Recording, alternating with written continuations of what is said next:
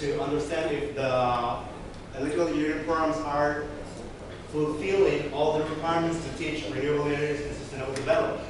In this case, we're not just doing a questionnaire, but we are combining the questionnaire with two other methods. The first one is trying to do a whole research about the educational objective of every program of electrical engineering in Ecuador. The second point is to evaluate the content, the curriculum content of every program in Ecuador.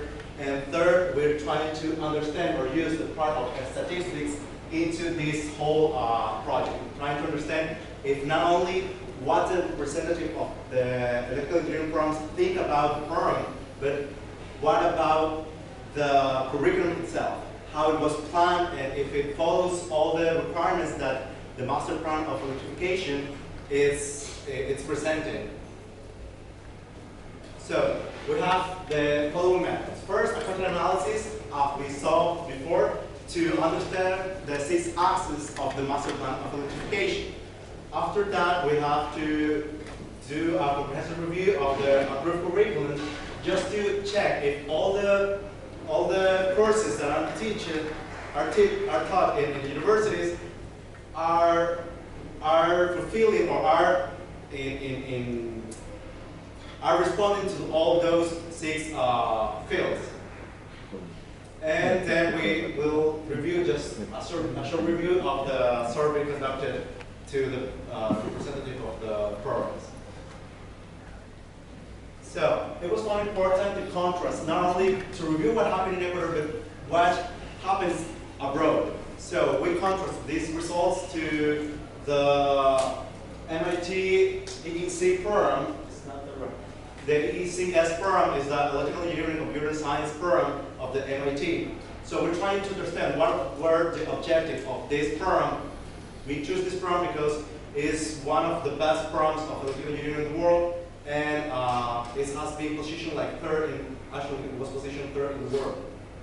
And after that, we have a short series of interviews with professionals to give some feedback about what they think of the changes of the curriculum. So, first we're going to review the educational objective. So after the content analysis, that is the first criterion, we determine that some universities has considered the master plan of electrification in order to create this curriculum. So the programs has been listed here for each university, the 10 participant universities, and we have the 6 axes. Those are renewable energy, economic conscience, environmental responsibility, social sense, knowledge sharing, and country development. As we see, there is only one university that states all of these axes in their educational objective. The other universities mention some of them. We see that the most mentioned axes were these 2, the knowledge sharing and the social sense. So, as we saw previously, the categories renewable energy and environmental responsibility were not overly identified. They were not really very well expressed. They were not written in the educational objective. But it wasn't either in the MIT EECS. So they don't explain or they don't mention renewable energy in their educational objective. Nevertheless, the EECS objective exposes the interest to teach interdisciplinary and transdisciplinary education. So they're talking about teaching arts in electrical engineering and some other fields that promotes the creativity, education, and collaboration. After that, we do the curriculum content. So we see how many courses are taught that are aligned with the renewable energy field or with economics, environmental studies, and the social sciences. So we have the values, the numbers of courses taught in all of these 10 participant universities, and we see that there's a lot of difference between them, among them. So, as an average, we have that 3.5 renewable energy courses are taught in the program. However, we have one program that reaches 8 energy-related courses. Now, the this is economic conscience. The economic conscience courses has an average of 2.8, and we can see that some of the programs teach courses that are even related to technology. So we have, for example, this course that is technological entrepreneurship and innovation. So they try to teach not only economics like economic engineering or something like that, but they try to improve we can just create new companies or new entrepreneurships based on technology.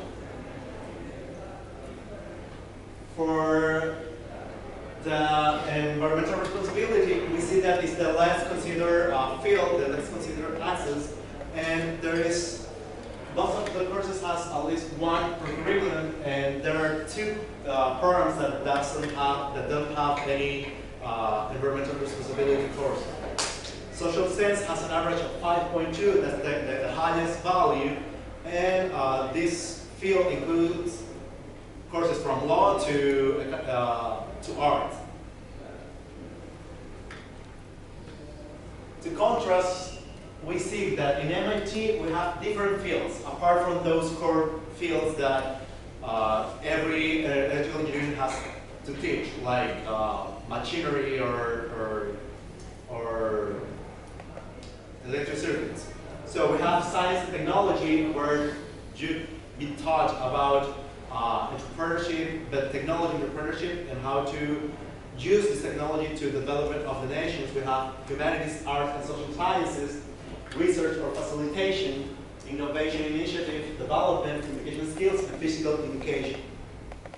So we can see that MIT is not only focused on developing the technical skills of the student, but also to try to teach unconventional topics, just to develop all the skills that will make a student a really good professional in their field. The learning components area responds to the question that we already saw in the previous presentation.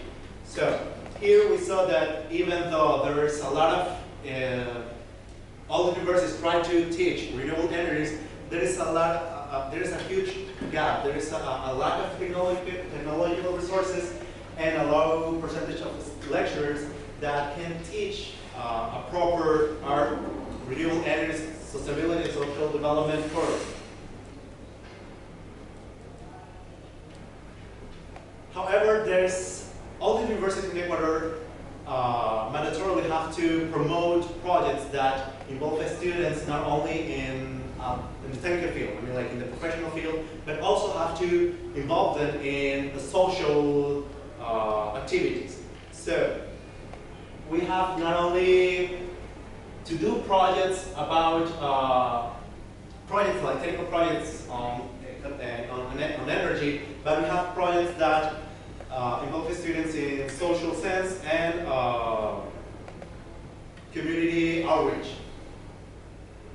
We have also that there is a lot of methodologies, new methodologies that are introduced in the new curricula just to improve this, the teaching of these courses, and we try to create or try to create new agreements between industry and government and the universities, just to create new projects that make the students and the lecturers to share all the knowledge that they can get or they can give about their research, and involve the students in research as well.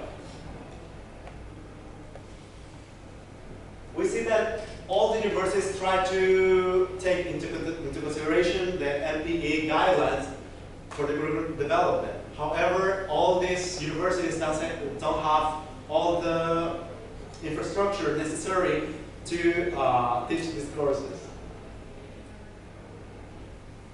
About the series of interviews, we interviewed 8 professionals that works in private and public companies, as well as in the regulator. So the questions to these interviews was about what the employer asks or needs from an entry-level job, new employee to get this job. I don't know, I want to apply for a job and we would like to know what are the requirements that the employer asks for the employee, or for the applicant.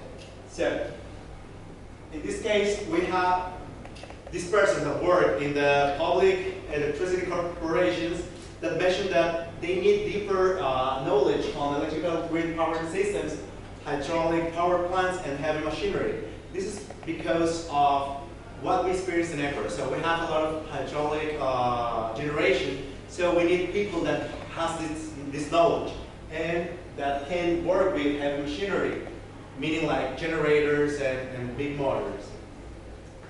Those that work in private companies refer to automation, those kind of fields that are more important to develop in small companies or kind of big companies, but are more asked for the client. They need people that works on automation, that works on motors, that works on electrical circuits and stuff. Only one stated that solar projects can come across, but it's so sporadically. It's not that they have projects on solar technology that frequently. Those that work on regulators mention about electrical grid power, so this is a really main field, but they also talk about electrical safety, but as well in statistics and economics. So they're saying that not only the technical part is necessary, but statistics and economics is really important just to understand and to show the result of your work to your client or as well to the general public. They also pointed that a scarce knowledge of renewable energy is important, just in case of there's an auditing of one company, but it's not mandatory. We saw the responses were too wide because every employer has a different requirement. We cannot compare a central power plant to a domotic company. So it will depend on what is your specific field. However, all of these people remarks that all the students had to, all the university had to exploit its students' projects on management, communication, self-learning, and teamwork. Those are some fields that our students are lacking. We had as well an interview with two researchers, one of the City College of New York and another one to the University of the Basque Country in Spain. And we asked about this flow that we have in Ecuador, that all the universities are trying to introduce renewable energy studies. So they agreed that it will be mandatory in order to teach this kind of courses. It's mandatory to create new laboratories and introduce contextual and experiential learning as well, just to maximize the learning process. But those researchers didn't think that it's mandatory to introduce renewable energies in the curriculum. Actually, they say like it's better to keep the traditional curricula, the electrical engineering curricula, and create a new curriculum, another new engineering, another program.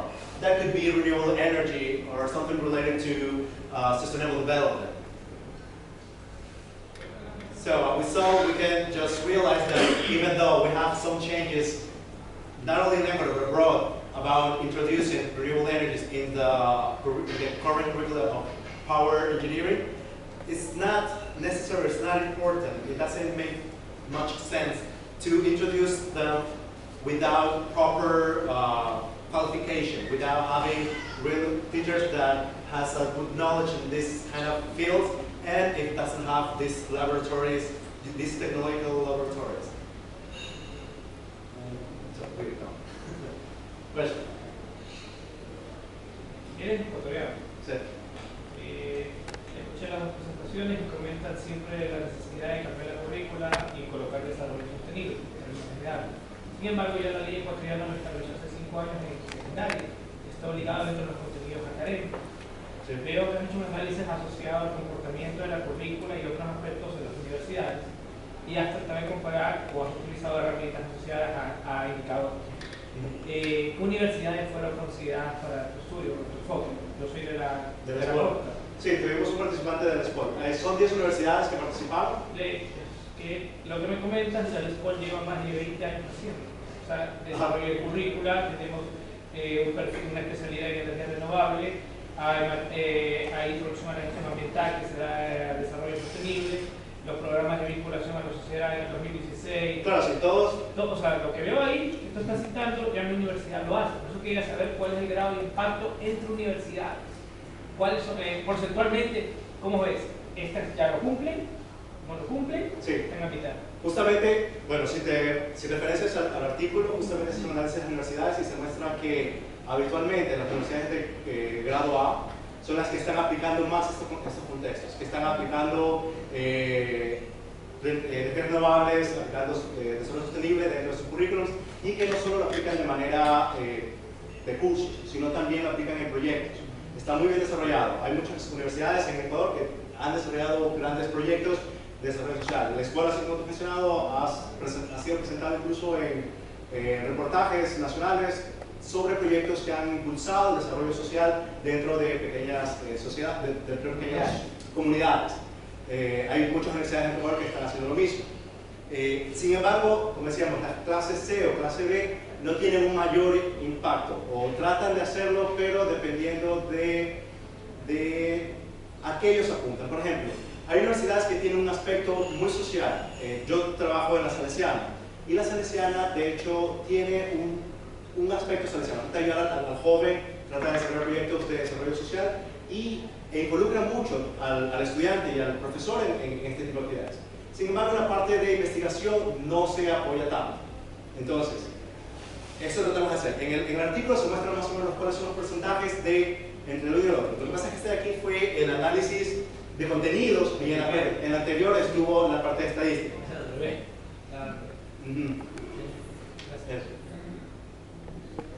So, another question? Thank you.